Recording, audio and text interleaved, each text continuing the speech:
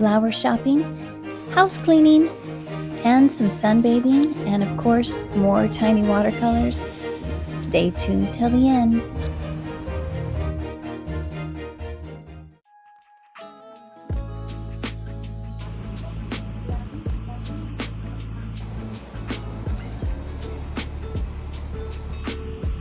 There's truly nothing like stepping into a room filled with beautiful blooms. For Mother's Day, Darren wanted to buy me some flowers, but I told him that I'd prefer a pretty plant instead, and we didn't leave empty-handed. Now it's time to go home and do a little potting, which will be really fun.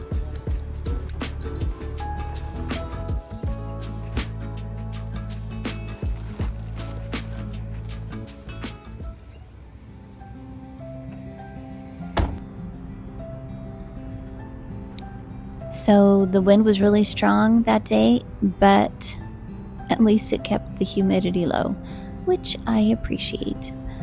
I was just hoping the dirt or the potting soil I was working with wouldn't blow back in my face. But thankfully, my air conditioning unit acted as a perfect barrier and saved me from the mess.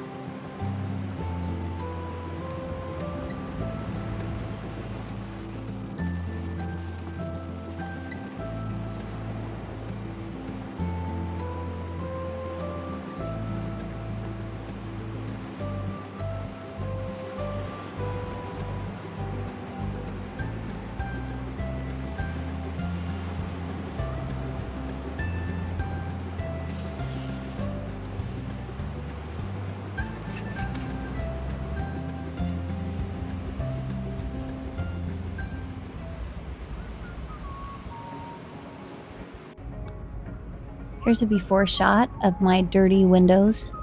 Definitely time to tackle the beast.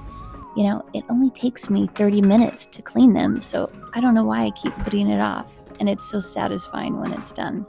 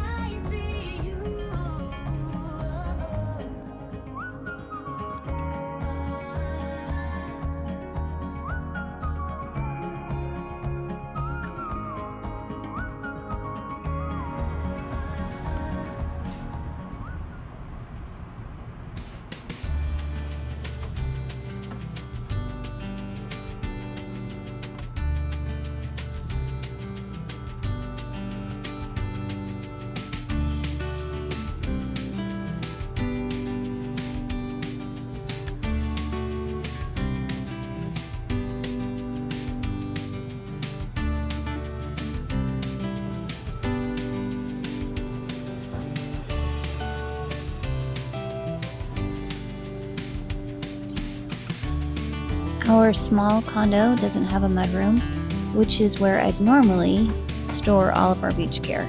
So I've had to get creative with organization. I keep all of our like items grouped together, everything we need for a smooth trip to the beach, all in one spot. And of course, that's sunscreen and towels and hats and lots of extra sand in this drawer, which is what I'm noticing.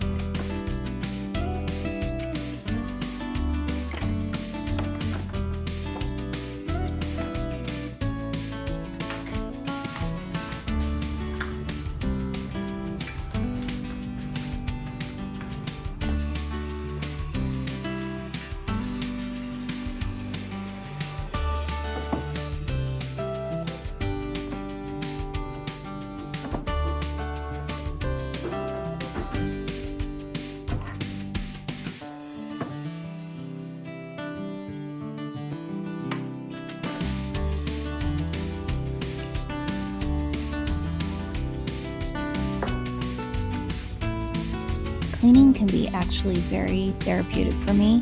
It gives me a sense of control, clears my mind, gets my body moving, plus it creates like a fresh, calm space.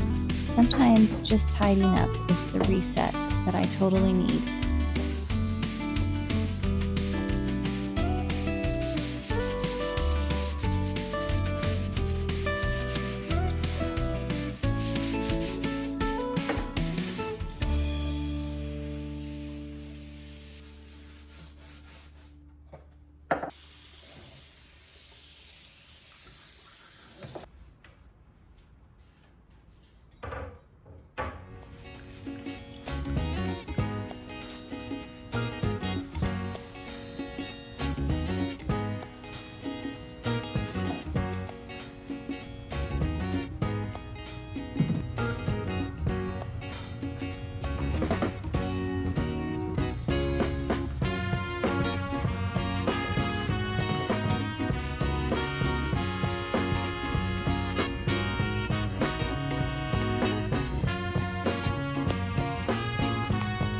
If you're shopping for a kitchen sink and you don't know which surface to have, I have had stainless steel, porcelain, and even copper kitchen sinks.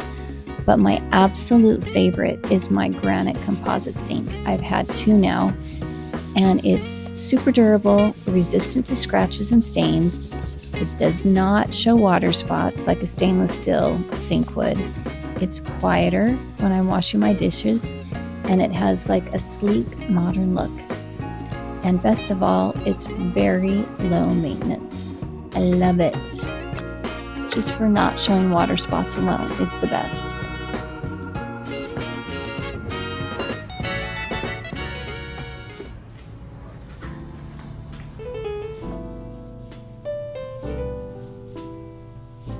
So this week's technique is called wet on dry, which means applying wet watercolor paint onto a dry surface. Usually it's dry paper or a previous layer of paint. But the key feature is that you get nice, crisp lines. The paint stays exactly where you put it. This gives you like clean, nice, sharp lines and defined shapes.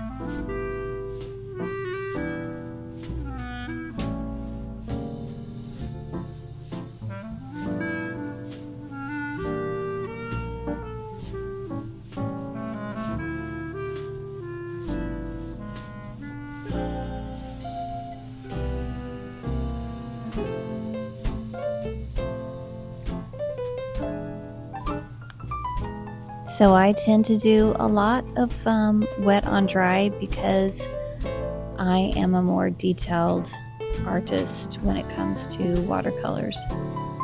And so this practice is really good for like tree branches and buildings, which I do a lot of architectural things, and lettering or like small fine patterns. But I can build up the layers without the colors bleeding into each other.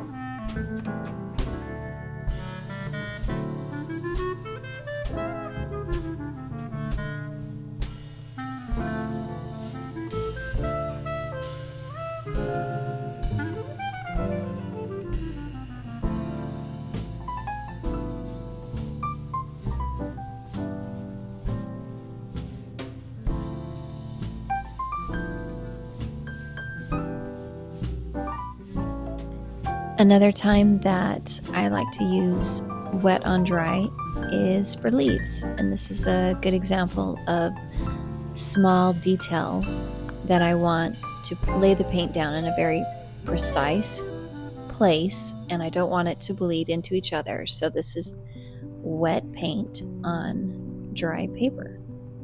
And I have a lot of control with the paint.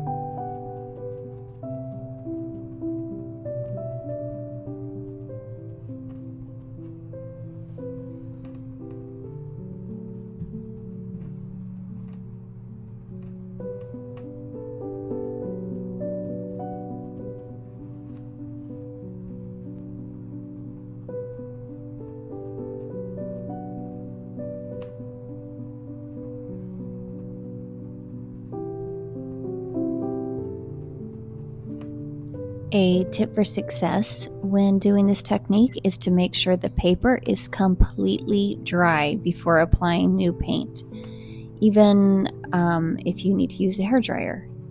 And often I use a smaller brush for more control working in tight areas like this. And you know, if you mess up with a line or an edge, you can just easily lift it gently with a damp brush or a paper towel, but you have to catch it quickly.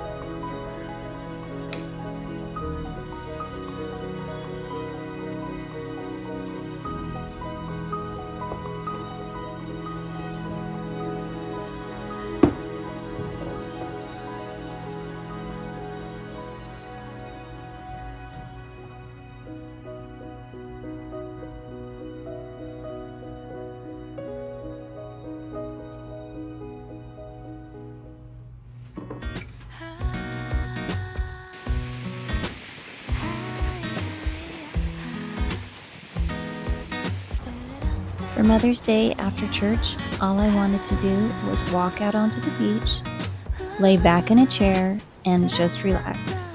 It was so peaceful and tranquil, perfect for little people watching.